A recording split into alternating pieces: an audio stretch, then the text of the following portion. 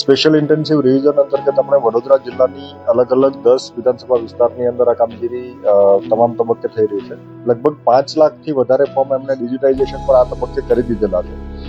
આગામી 4 દિવસ દરમિયાન આપણે વડોદરા જિલ્લાની અંદર વિશેષ એક ઝુંબેશ કરવા જઈ રહ્યા છીએ.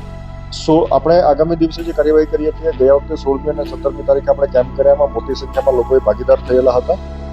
એને જ આગળ વધારીને આપણે આવતીકાલે અને પરમ દિવસે મોટી સંખ્યામાં આપણી સાથે શિક્ષક મિત્રો અને એ સિવાય અન્ય સંસ્થાઓના ગવર્મેન્ટ એમ્પ્લોઈઝ આપણી સાથે જોડાવાના છે. પ્રાઇવેટ ટીચર્સ પણ આપણી સાથે આ દિવસે સ્વયંભૂ રીતે જોડાયેલા છે. અને આવતીકાલે અને પરમ દિવસે જે સોસાયટીઝની અંદર મેપિંગના પ્રશ્નો, મેચિંગના પ્રશ્નો અથવા કલેક્શન ઓછું થયું છે, ત્યાં આપણે કેમ્પ કરવા જઈ રહ્યા છીએ. અંદાજે શહેરની અંદર આવતીકાલે 200 જેટલી સોસાયટીઓ અને એના પછીની બીજી 200 જેટલી સોસાયટીઓ પરમ દિવસે ત્યાં જઈને આપણે સાંજના સમયે જ્યારે લોકો નોકરીથી ધંધાથી પરત આવી જાય ત્યારે એ બેસીને કરી શકે એટલા માટે કલેક્શનની ડ્રાઈવ આપણે ત્યાં પણ કરીશું. શહેરી વિસ્તાર માટે આપણે વિશેષ વ્યવસ્થા કરી છે, જ્યાં બીએલઓ ઉપરાંત આપણી સાથે સહાયકો પણ જોડાશે. આ સિવાય આપણે યુનિવર્સિટી, આજે આપણે યુનિવર્સિટીના વાઇસ ચાન્સેલર સાથે મિટિંગ કરી.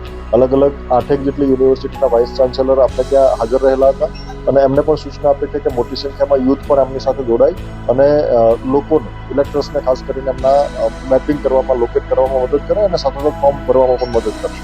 શનિવાર અને રવિવાર સોસાયટીમાં સીમિત નથી, એ તમામ બૂથ ઉપર આપણે વ્યવસ્થા કરવાના છે. એમની અંદર આપણી સાથે યુથ, વોલ્યુન્ટિયર્સ એ તમામ પણ એ દિવસે જોડાવાના છે.